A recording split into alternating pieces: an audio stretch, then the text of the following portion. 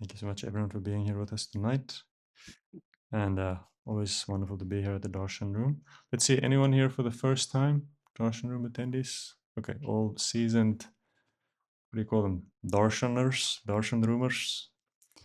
So, whenever Nityananda asked me to give these classes, I sort of just, it's always something very different because you never know where your meditation is at the moment.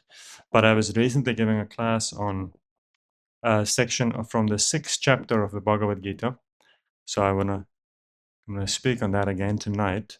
And it's the 6th chapter of the Bhagavad Gita is very interesting because, well, let's see any regular readers Bhagavad Gita read the Bhagavad Gita a little bit, okay. So 6th chapter of the Bhagavad Gita, as some of you might know, it's the real chapter of meditation. And it's interesting because, I don't know, the first time I read the Bhagavad Gita, it wasn't exactly what I expected it to be. I thought it would be much more meditation because I, had dabbled a little bit in meditation at my meditation practice, my 10 minutes a day, which I thought was pretty great. And then someone told me about the Bhagavad Gita. I read the Bhagavad Gita, but it wasn't exactly what I thought it would be. I knew it was some kind of spiritual text from India, and I was imagining there would be a lot of stuff on yoga and meditation and breath control and all these kind of things which we think about when we think about spirituality from the East. There's nothing about the chakras. I didn't find so much about what I would have expected to be in there. But the 6th chapter is sort of where you find a lot of the things you would expect in the Bhagavad Gita. Krishna speaks about how you sit in meditation, sit with your back straight, how to focus the mind, how to get into it. So the 6th chapter is pretty cool. And again, a big part of the journey of the Bhagavad Gita is to see how actually everything comes together. And that's what we're going to speak to about tonight. The practice of meditation, to be successful in meditation, is not just about when you sit and you do your practice. There's actually a lot that goes into it. A whole culture, a whole worldview, a whole understanding that has to be behind your practice. Because meditation is very, very flimsy. It can very easily be fruitless. Meditation, for a meditation practice to be successful, to have some actual results, is not so easy. Because the problem is when, for example, if you go to school to be a plumber, or you go to school to become a computer programmer or something, it's much easier to teach that. Because if you're a computer programmer, and we give you a task and we say, okay, you have to write this program, then at some point, we're going to press enter or click start. And we're going to see, well, did it work? Huh? And if you're a plumber, if you go to trade school and we teach you a bunch of stuff, and then at some point you have your exam or you go work, and then you go and then you wire a bunch of pipes, and then at some point what's going to happen is we're going to turn on the water, and we're going to very clearly see, did you know what you were doing? Was it effective or not? But with meditation, unfortunately, it's not that easy. Yeah? Like if you can sit down for an hour and you say you do your meditation, but I don't know what you did. I don't know what was going on in there. What were you thinking about? Maybe you were sitting for an hour and you were just thinking about money, or you were thinking about the future, or you were having some anxiety, or who knows what you were doing. And the problem with meditation is the real results of meditation it comes after a long sustained practice.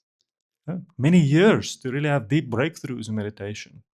And even then it has to be practiced properly. So it's a much more difficult task. It's not like plumbing or going to becoming an electrician or becoming a computer programmer or something, because it's not dealing with something gross. It's dealing with something subtle, and then what to speak of something spiritual, ultimately aimed at spiritual realization. So with meditation, it's very easy it's not so easy to have real success unless it is grounded in proper understanding, proper knowledge, and one has to be very honest with oneself. Very honest, because at the end, when it comes to plumbing or these things, everybody can see if it was a success or not. But with meditation, at the end, you will know. It's you who knows what's happening in your heart. Because you can hide so many things from the world. The world might think, oh, this is a very wonderful person. And sometimes it will come out. Sometimes we will be tested and then the reality comes out. But most of the time, who knows? You can very easily act like a wonderful, good person. But are you really? And where is your heart focused? Because at the end, meditation is supposed to transform our desire. It's supposed to focus on desire. And ultimately, the real success of meditation is in having a legitimate experience of God, making that actual connection with God. But someone can come and say, oh, I saw God in my meditation. Well, I don't know if he's lying or not, is it not? So, but you should know. You will only know if your meditation is fruitful or not. But ultimately, time is supposed to tell as you transform as a person. That happens over a long time. So, in this 6th chapter, Krishna explains why it is so difficult, because the mind ultimately is extremely difficult to control. The mind is very subtle, and trying to control the mind or desire is like trying to capture the wind. The wind, you can try to catch it, it'll just go straight through your fingers because it's very subtle. So same thing with our mind and our desires. You might try to push it in one way, but it has a mind of its own. It will go in all kinds of different directions. So the trick then, Krishna starts this 6th chapter, and he explains that the mind then is this pivot, the pivot of meditation. And then I want to look at these 2 verses that he speaks about in this early part of the 6th chapter, which is very interesting. So he says, Udaret atmanatmanam natmanam avasadayet atmaiva yatmano bandhur atmaiva ripuratmanam. One must deliver himself with the help of his mind and not degrade himself. The mind is the friend of the conditioned soul and his enemy as well. For him who has conquered the mind is the best of friends. But for one who has failed to do so, his mind will remain the greatest enemy. So Krishna says that then the mind can be either your friend or it can be your enemy. So, and how do we see that? Well, it's not too difficult to see. The mind can sometimes push us to do so many things that we do even if we do not want to do it. Is it not? If you have an addiction, for example, say you're smoking, you want to stop, but you can't. You want to. You know it's costing you a lot of money, it's having an impact on your health, but your mind has now become your enemy. Your mind is actively pushing against what you want, what you know is for your own best interest. Now you have a mind that is your enemy. Because and you can see how we cheat ourselves. And whenever you you see it so many times, whenever you put a little pressure on the mind and you say, okay, like, I'm not going to do this or I'm not going to do that, I'm going to do the right thing. Then it's amazing how, you can cheat yourself so many different times. Is it like, say you have a rule, you're not going to eat whatever. Let's say a simple rule. You're on a diet. Say you're on a diet. So okay, no sweets. But then it's amazing how, interesting enough, how you can somehow end up with a bunch of sweets right in front of you, even though, somehow it just happens. Huh? You go to the fridge and then you open the fridge, oh, here it is. And then next thing you know, it just happens. So when the mind is our enemy, that is it's not a pleasant way to exist. Because then your whole life is a constant struggle. And you're not struggling you're struggling with yourself the whole time. Because you're working against your own best interest.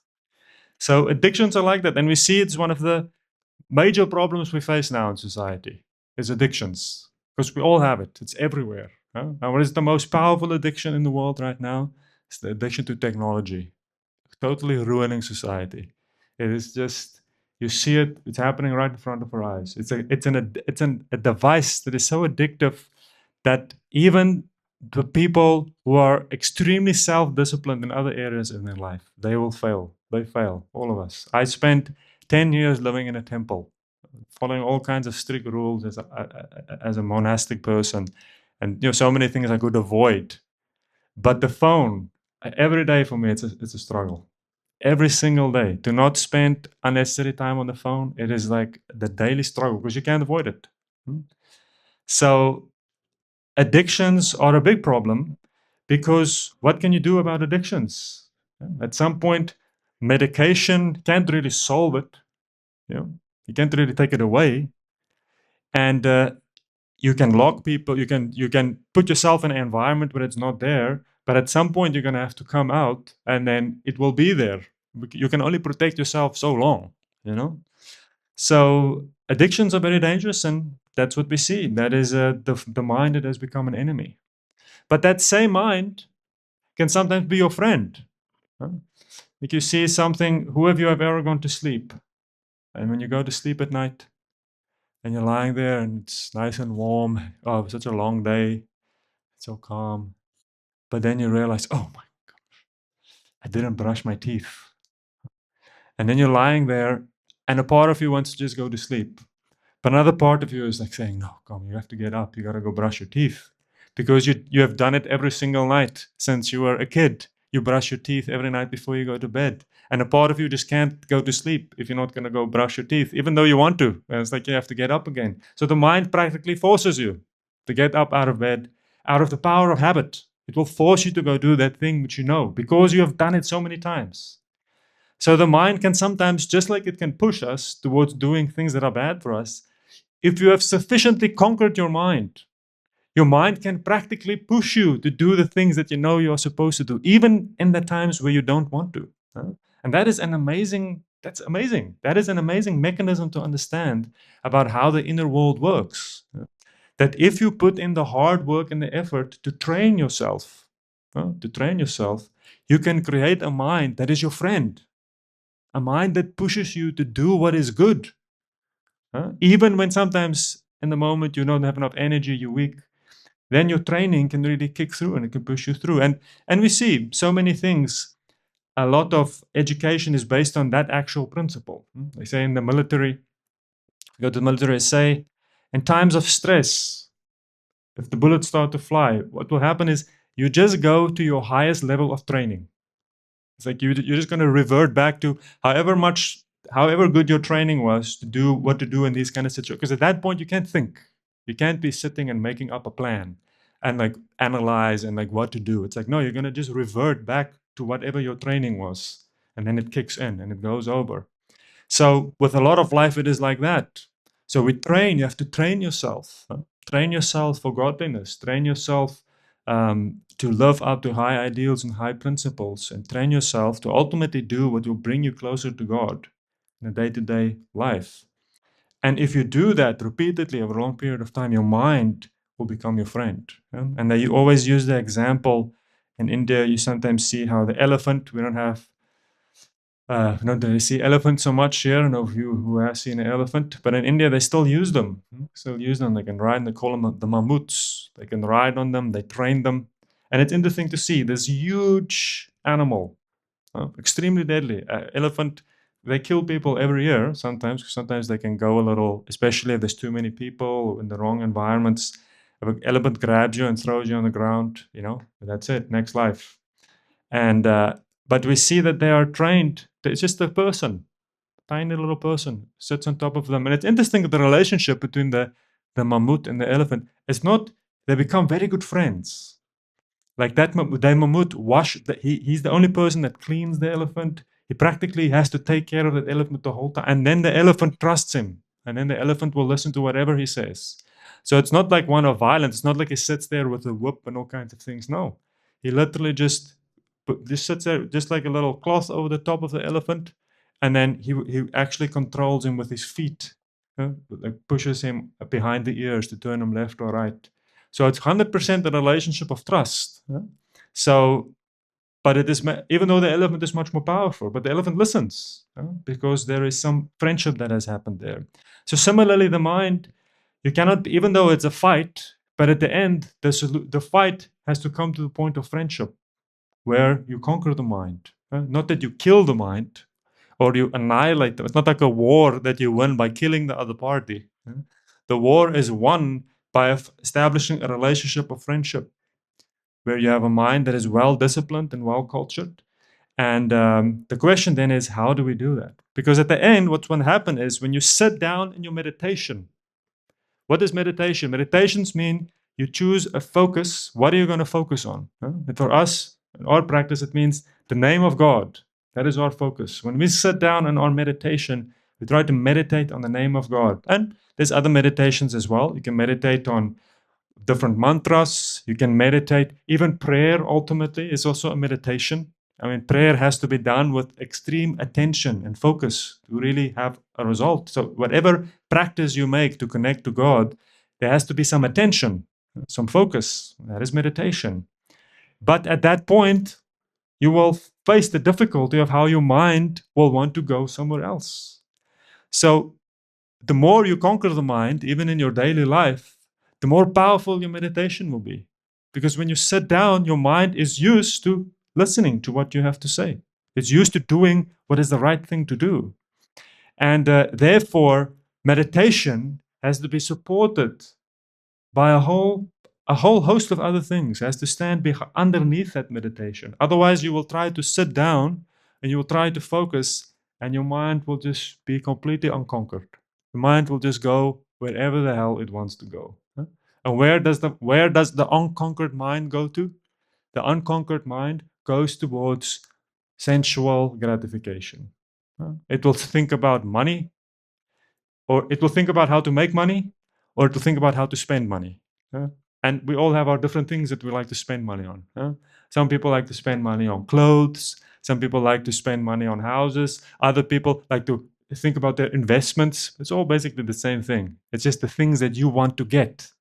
And how are you going to get them? You have all your plans for how to get what you want, and then all your plans for once you get it, what are you going to do with it? And that drives us wild. And we see so many people can get to all kinds of strange situations in this world because their desires and their minds are uncontrolled. And so meditation cannot really be practiced by a mind that is not conquered, because by its nature, just like a wild elephant, if you go to an elephant in the wild who has never been trained, it didn't grow up. It's just you walk up to a wild elephant and you're gonna try to climb on top of that wild elephant and you're gonna try to ride it and direct it. You're gonna be killed because it's a wild animal. It's not a tame animal. There's a very big difference between a wild animal and tame animal. So most of us, we actually live with wild minds. It's minds that have not been tamed. They're like wild animals that at any moment can just jump out and rip you apart. And you have all kinds of plans and stuff, but the next thing you know, you can get into deep trouble. And we see many people who can ruin their lives. Like we see the people who went to the Coldplay concert. Wasn't it very interesting? Those people who were having an affair and then they decided to go to a Coldplay concert because they thought it would be a good idea. And then the camera went on them and their whole lives are destroyed. Everything destroyed. They lost their jobs, their marriage is finished. So people, we can get into we can do many dumb things because of uncontrolled desires, and then it has very serious consequences. But ultimately it's because the mind is not conquered. It's like living with a wild animal. Imagine if in your house, Chimon, there was a cheetah or a puma or a jaguar.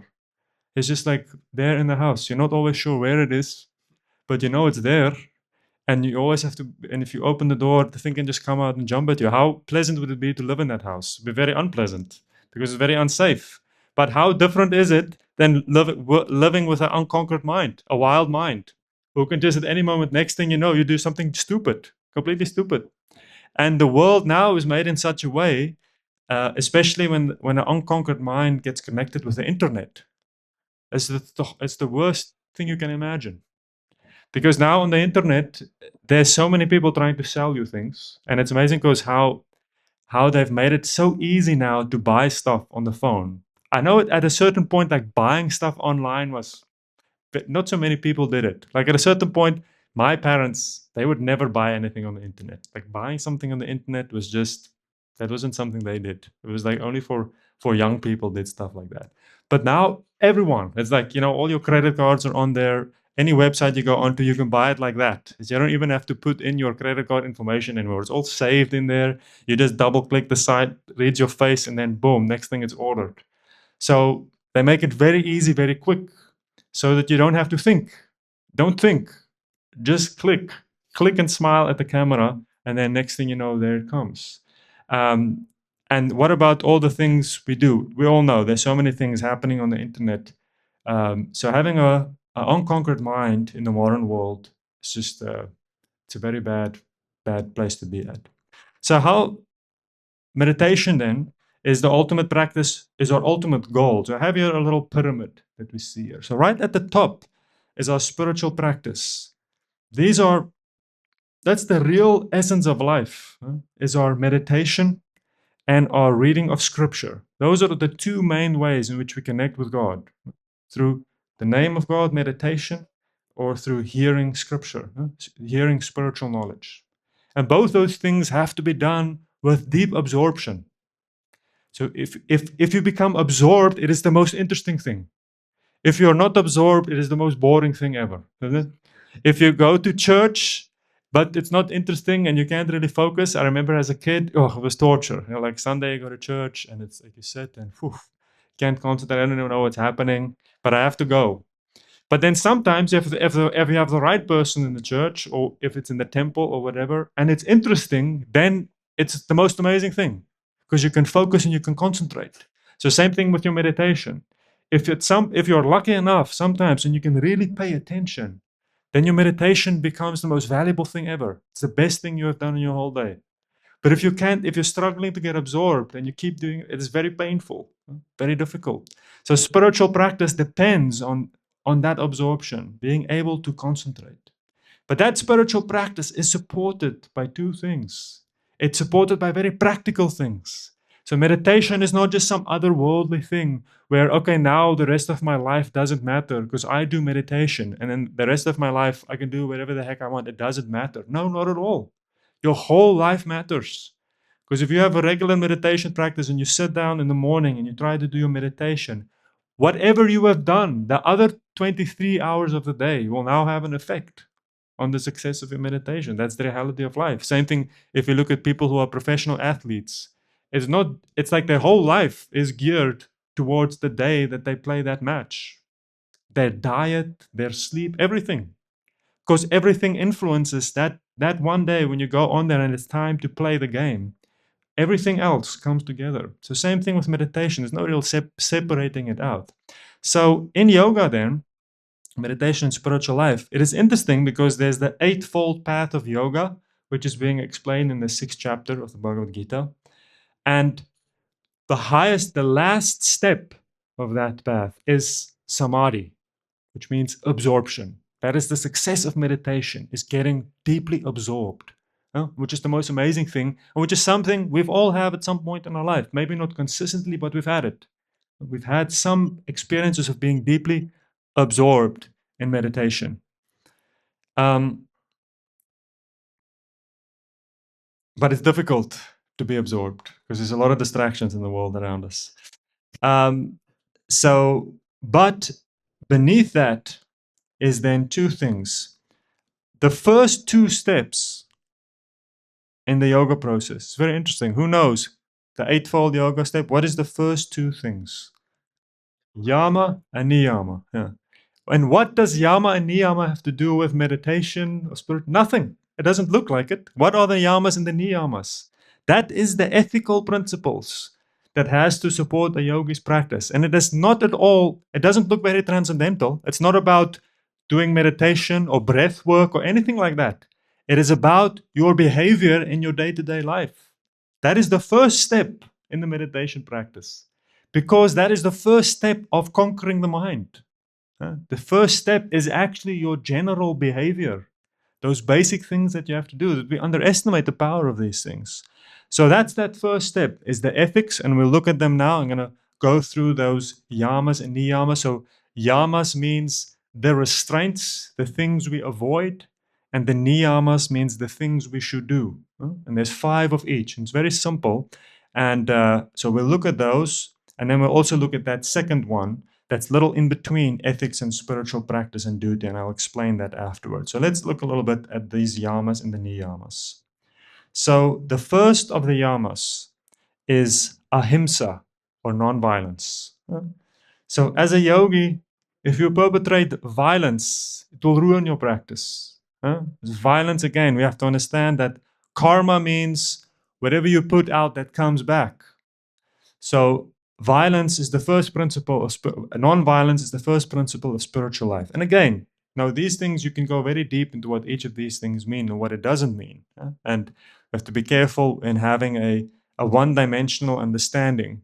Because it's interesting how Arjuna at the end was fighting a war. It was very fascinating to see that even at that point, we have to not, even aggression has its point. And sometimes doing nothing is very violent.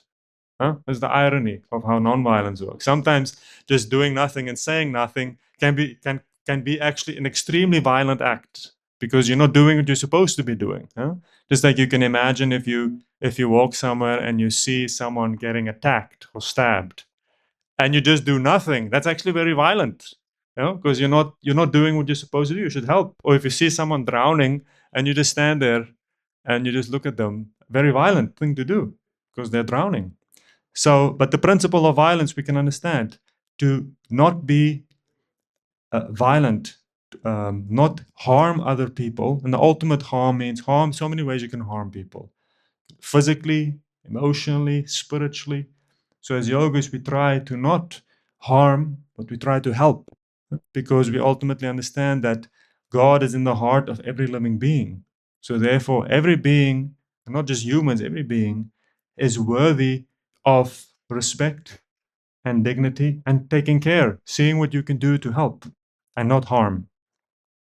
Naturally, truthfulness. So, one of the yamas, the restraints. And truthfulness is interesting because because truthful is interesting here, is under the restraints. Because being truthful, it's very simple to be truthful. You just should never lie. It's almost like the negative is more important. It's not about saying things that are true. No, it's about never lying. Because you can say half truths that can also be like a form of lying. So truthfulness is very important, speaking the truth. And truthfulness, again, it expands in so many different things. Truthfulness in business, for example. What is accounting? The whole science of accounting is in making sure what you're seeing is true. Is there any cheating there? That's what accounting is supposed to illustrate. So truthfulness goes way beyond just speaking the truth.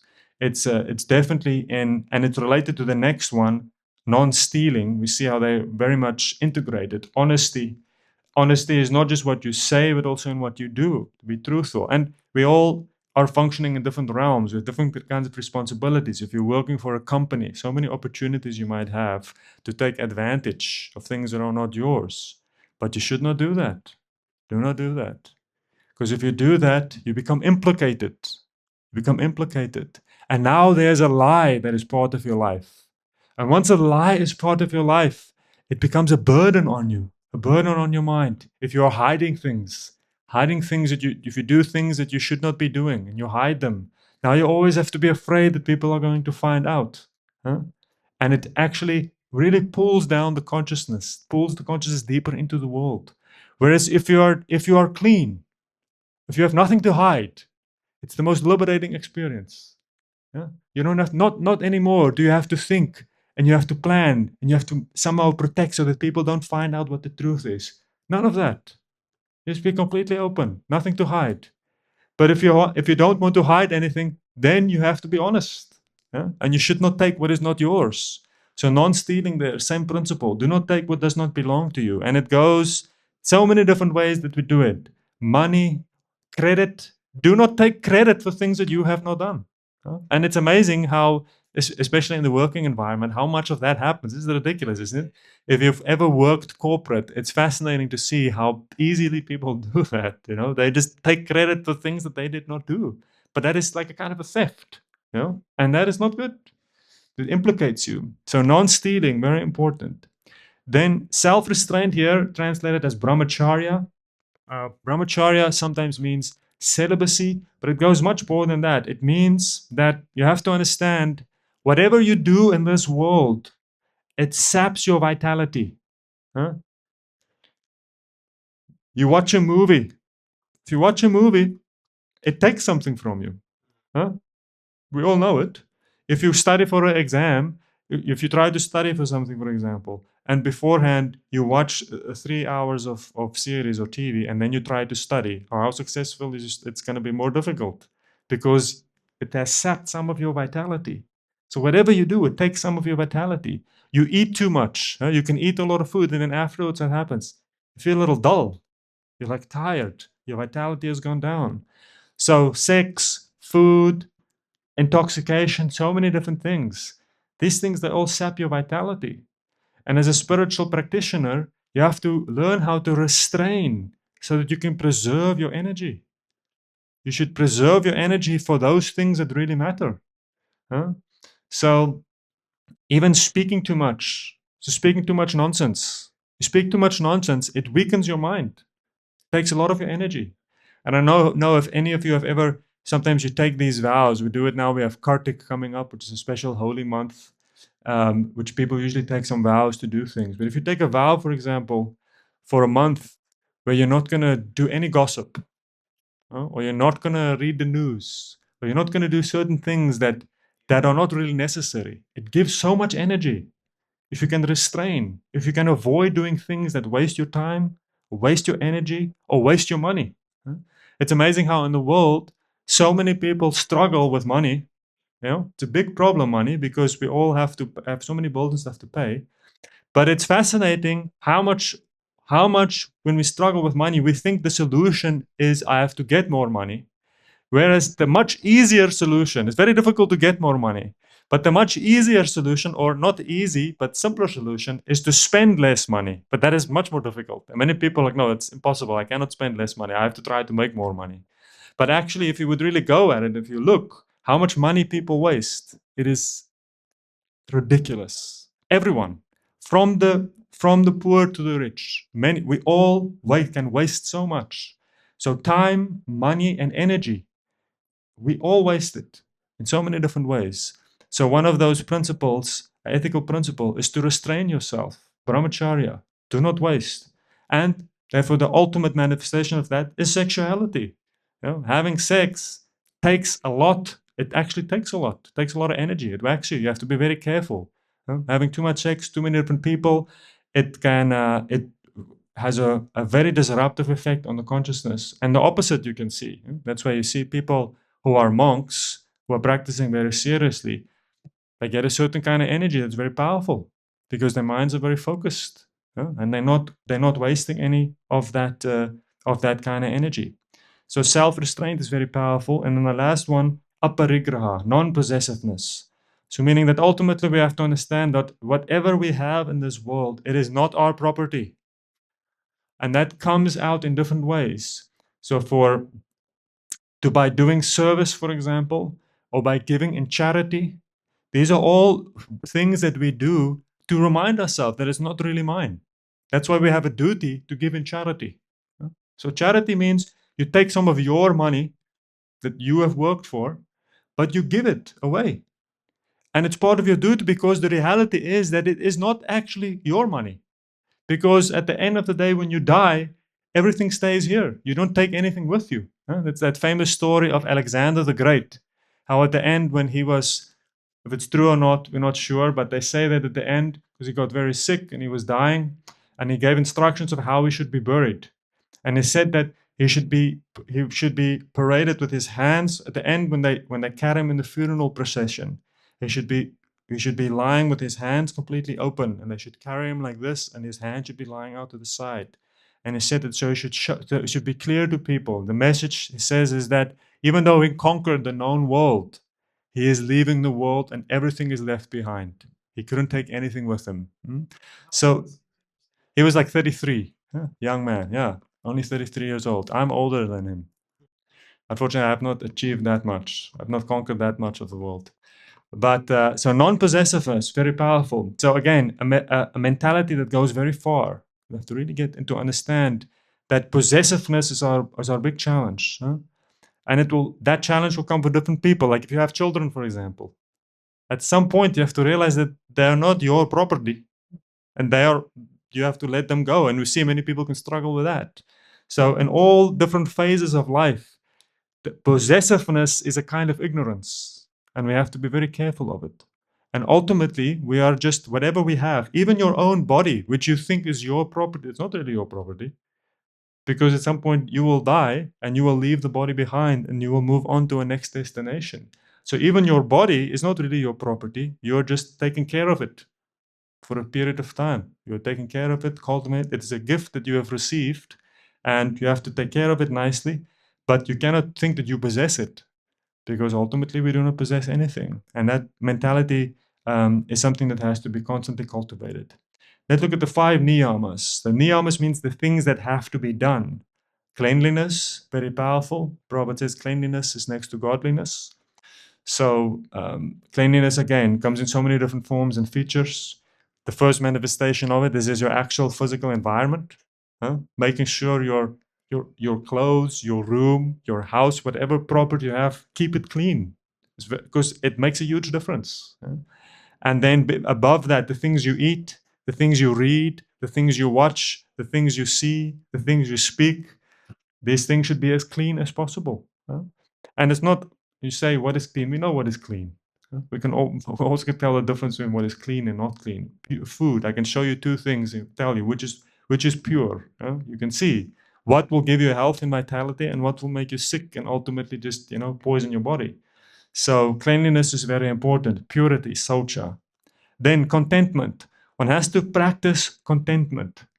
In life, one has to understand that even though in life we have so many different duties and even perhaps so many different goals, things we want to achieve and move towards, but in the midst of all these things that we do, all these duties and all these dreams and plans and all these things, there has to be a strict practice of santosh, contentment, meaning also being happy at each moment, not thinking that some future destination will bring you fulfillment. No, that's not how it goes. Whatever we do in this world, we do out of a duty and an obligation towards what has been given to us.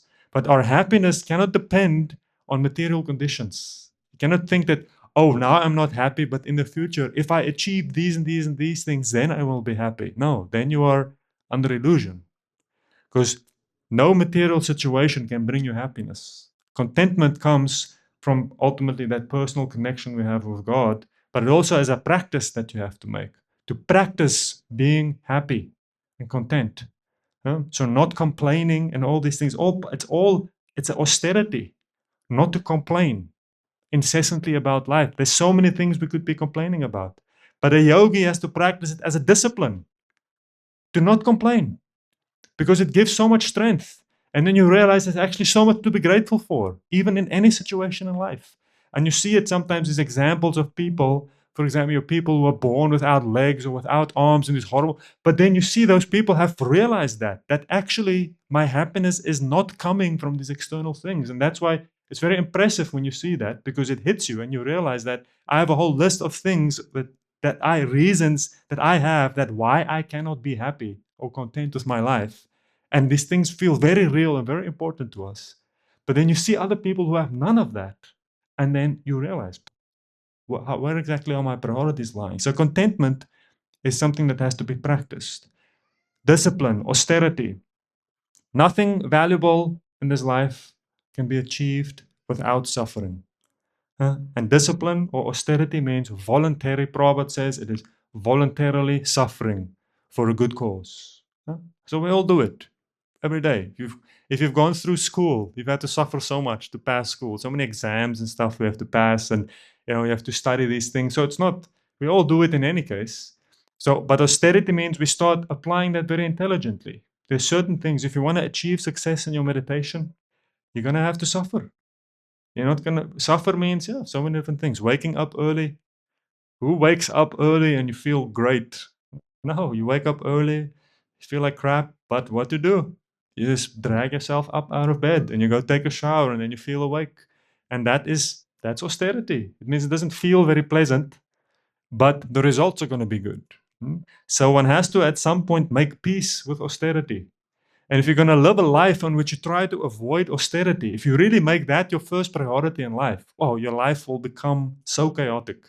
Interestingly enough, isn't it? It's like if you make your first priority in life just comfort and not having any difficulty or any unpleasant thing, life becomes very chaotic and you become so fragile.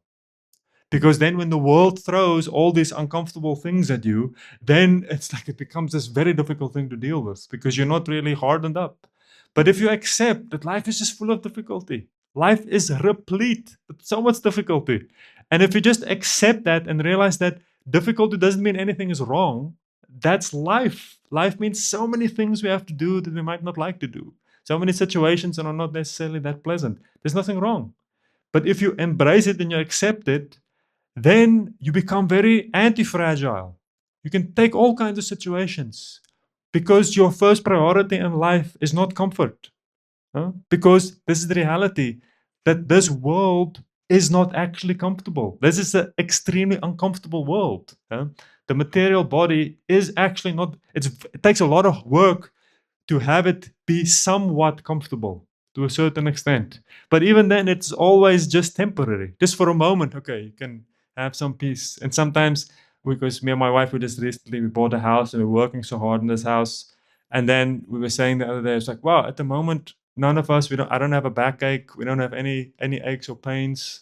And for a little period of time, and we're like, oh, that's very great, because for the last month or so, we've something was always happening because you're working so hard and you're suffering to do this whole thing. So, meaning that suffering is always going to be there. And discipline means, austerity means we embrace that. We say, okay, so if I'm going to suffer in any case, I might as well suffer for a worthy cause, isn't it? Because suffer, you're going to suffer. Difficulty is going to be there. But if you take it voluntarily, you can actually get something from it. Swadhyaya, self-study.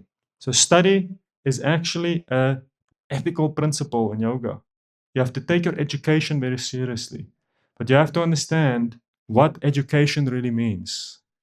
There's a big difference between taking in all kinds of information and really doing something that enlightens and elevates your consciousness. Two very different things. Okay? And especially now in the modern world where there's so much content. Like I look at the figures the other day, there's like, I don't know, it would take 1 billion lifetimes or something to watch every single video that's on YouTube. It'd be like, there's like the amount of hours that's on there is just ridiculous. So that's just one platform. What to speak about, and every day there's just more stuff coming out.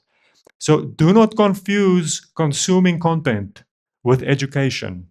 It's two very different things. Very different things. So education here, swadhyaya, you have to have a practice where you sit and you study. And it's not just for those who are super intelligent, for people who are writing essays. No, it is very simple. Like even just reading every single day, a few verses, that is a practice of education. Now you're speaking about taking in something that will elevate and uplift you. But you have to do it in a disciplined way, in a focused way. And if you're not going to do it, what's going to happen is you're going to take in all kinds of other nonsense. Because that's how the world works today. You're going to be reading something. So swadhyaya is a very important principle. Regularly hearing something of substance which is somehow connected to God ultimately. Real education is something that brings us closer to God. That's the real point of education. So all of us you have to find some kind of program that works for you, how you're going to do it. But do not confuse reading the news or reading all kinds of interesting things and you think, oh, that's my education. No, no, no. Education is not the same as just consuming content. And even if it's so-called spiritual content, it's okay. You read, you see all kinds of YouTube people and devotees maybe doing a bunch of stuff, and that's very nice.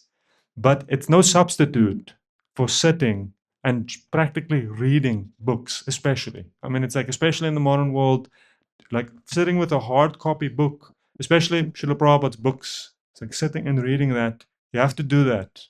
That there's no substitute for that.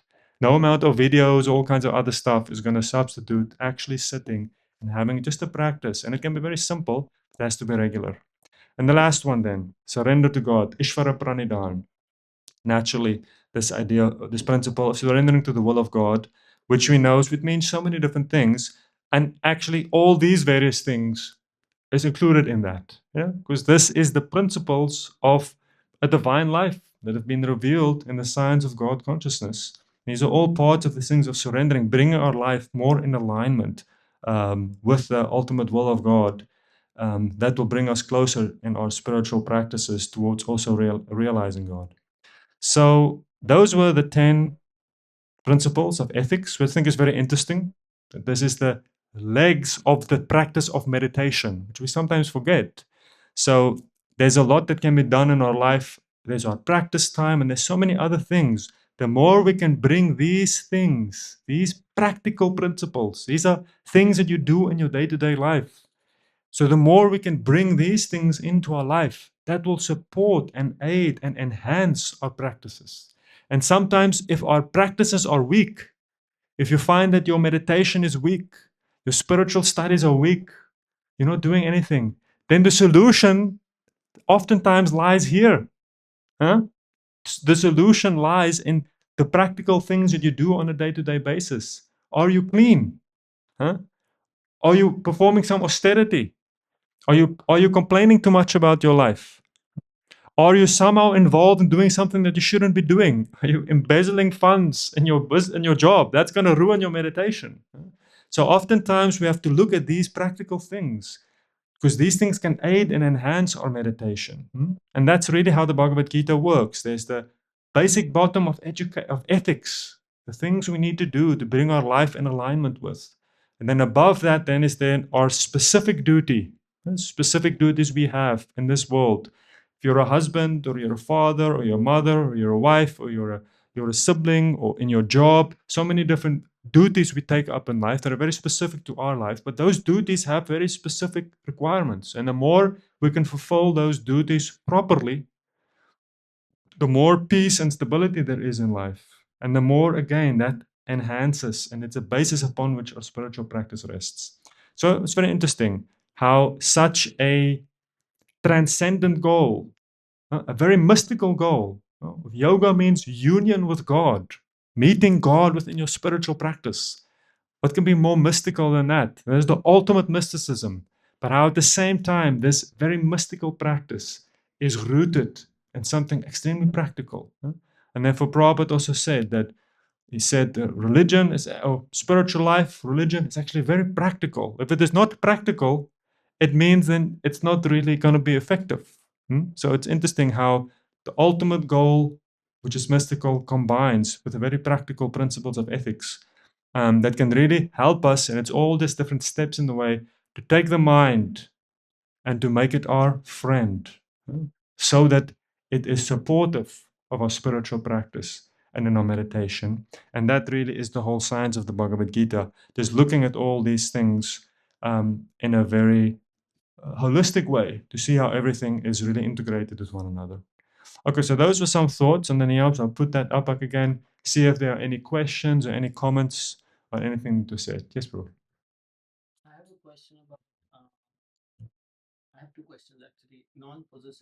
Mhm.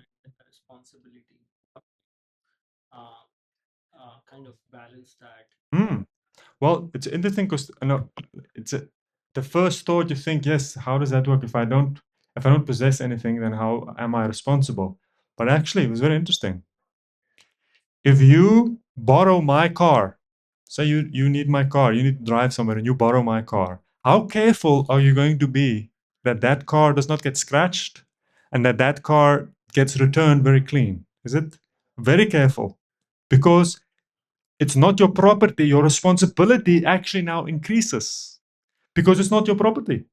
If it's your car, you can do whatever the hell you want to. You want to smoke in there, you want to just scratch it or dent it, it's your car because you think it's my car, so I can do what I want.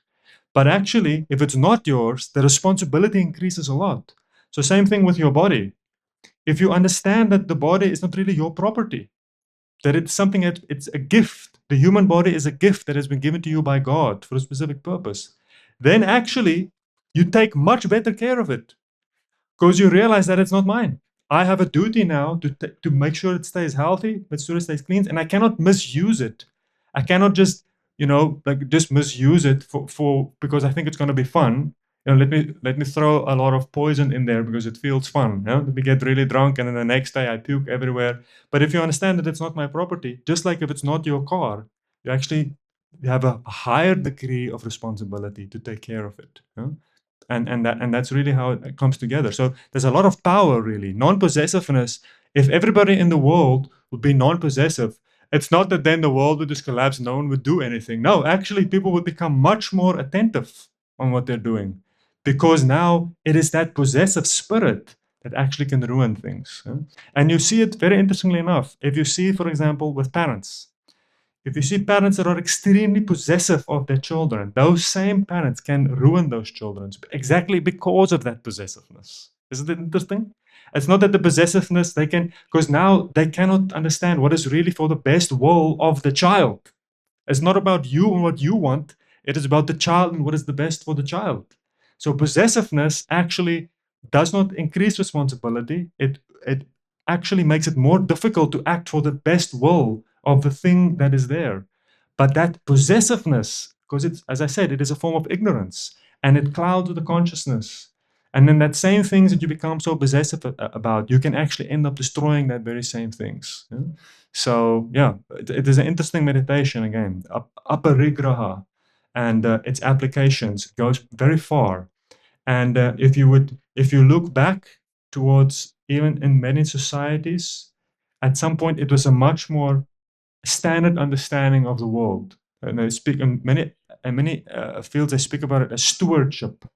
The idea that no one can really be a lord or a master. Everybody is just a steward. A steward means that if there's a king, but if somehow the king dies and there's no one to take its place, then you get a regent. So it means he's not the king, but he's just the steward of the throne. So the throne actually belongs to someone else, but someone has to sit there and take care of it. So they had this idea, even in the Middle Ages in Christianity, for example, was big, this idea of stewards of the earth. How humans, we're just stewards. We're not actually the controller and the owner. And we see a lot of that. That's really what God consciousness means, is that you understand that no, whatever it means, as I said, even down to your body, even ultimately your mind and your thoughts is not really your property. No? So even there, you have to understand that you have to take care of it very nicely. And life actually becomes much better if you think like that. And your life becomes much more organized because then you will not um, in the name of selfish interest actually causes a lot more chaos if we start seeing the world like that. Does that make sense? Yeah. Any other questions, Lega?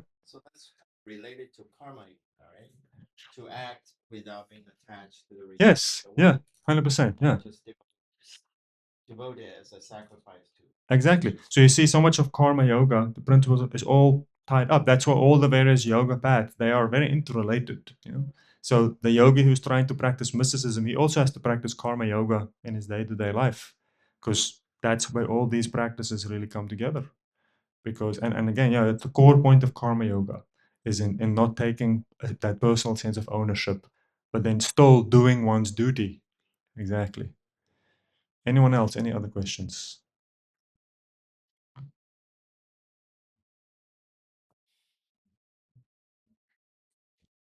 Yes. One question is, sometimes when you get into meditation, you first hear a lot about being here now and being in the present moment. Why is it that that's not something that's emphasized so much in our scriptures, or not? It's not spoken of. It's not the main thing. Well, as I said, it is actually there because if you're not here now, where are you? Where are you? You're meditating, most likely, on your own personal sense gratification. Means so if you really cut it at the root, then immediately you'll become very focused. Yeah? Because if you bring the mind back to Santosh, exactly. But therefore, we see that the pinnacle, the highest pinnacle of the yoga practice is, as Krishna says at the end of this chapter, it says, what is the highest kind of yogi? Is that person who is focusing on me perfectly. Because if you focus on God, then automatically all these things fall into place. Then you will not be, you will be very present. Because where will you experience God? In the future? In the past? No. He is right here. Because that's the amazing thing with God, that he is one aspect of God is he is transcendent, but then he is also immanent, which means immanent means present immediately at any moment, right here, right now. There's never a time in which God is not present.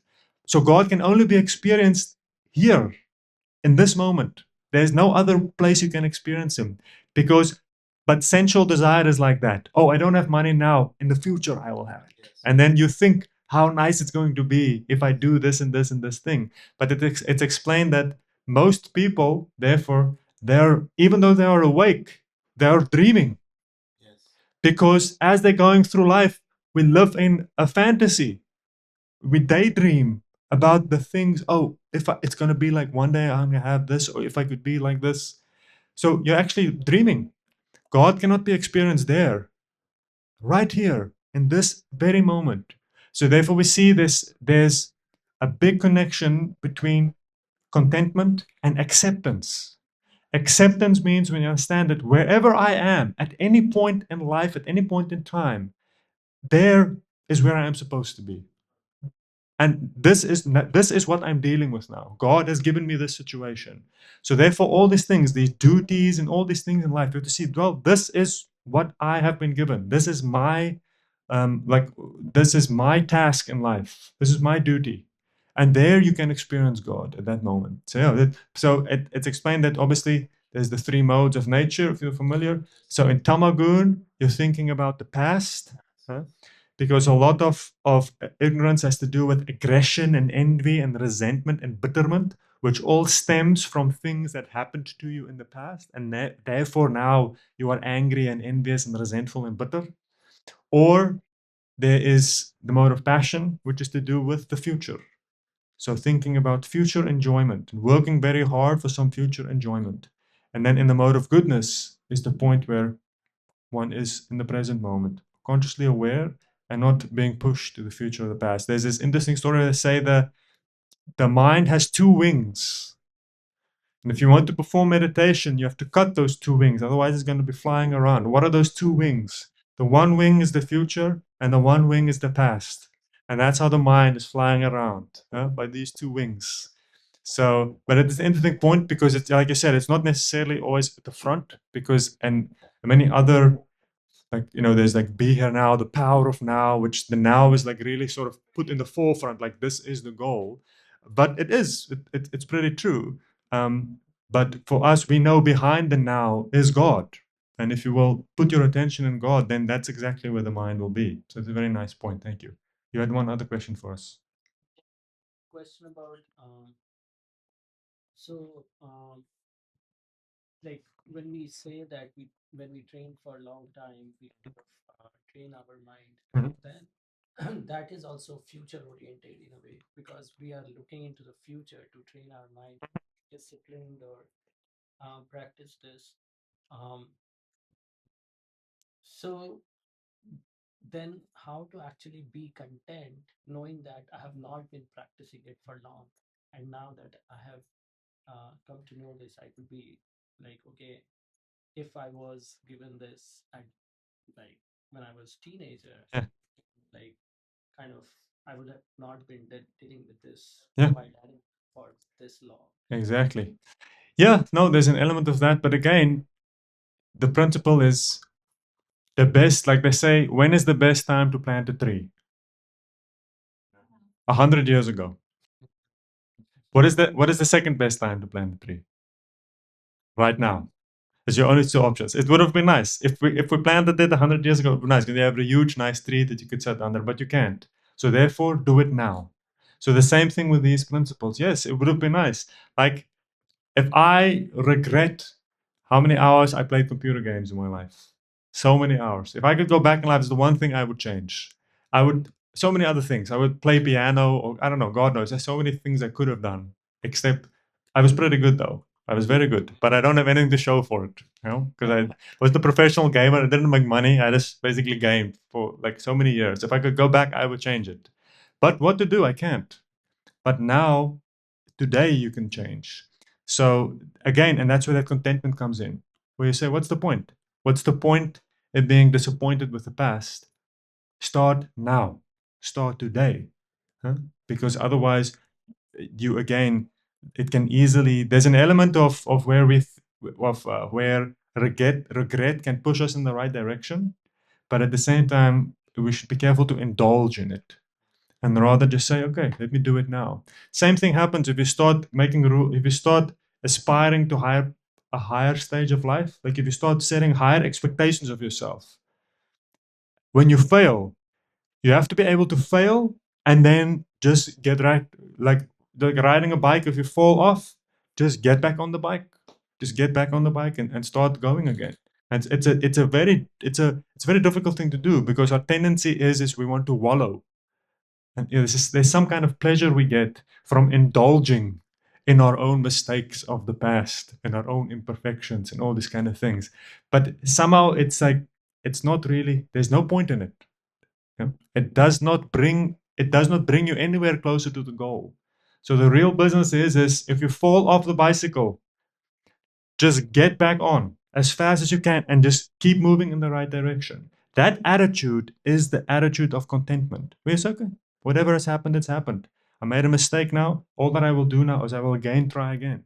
And that attitude of just trying again applying myself to the proper principles, that is a really powerful um, precursor to success in spiritual life. And again, and it is like you see it. It's something you have to consciously cultivate. You have to decide. I'm going to decide to be content.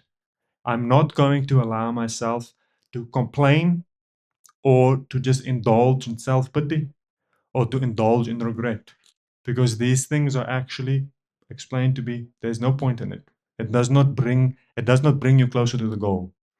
So yeah, very interesting how the yogi mentality is very positive, but at the same time, it like looks very happy, but it's actually very disciplined. It's interesting how these two things come together. It's like very positive, but real, genuine positivity actually requires a lot of discipline.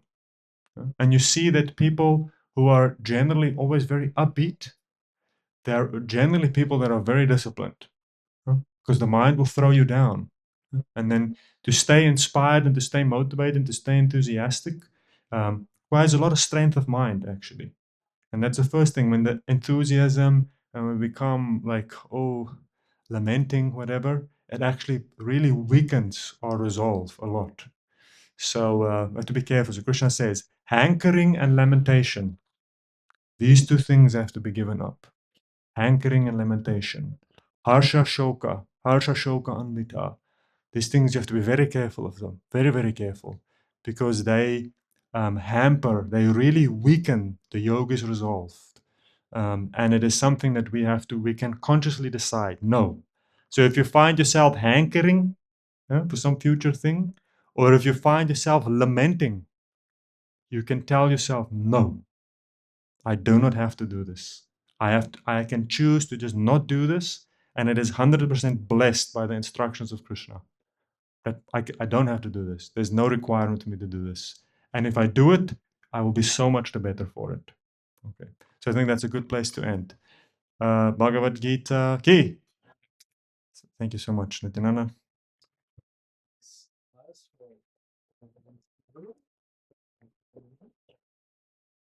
We always end up with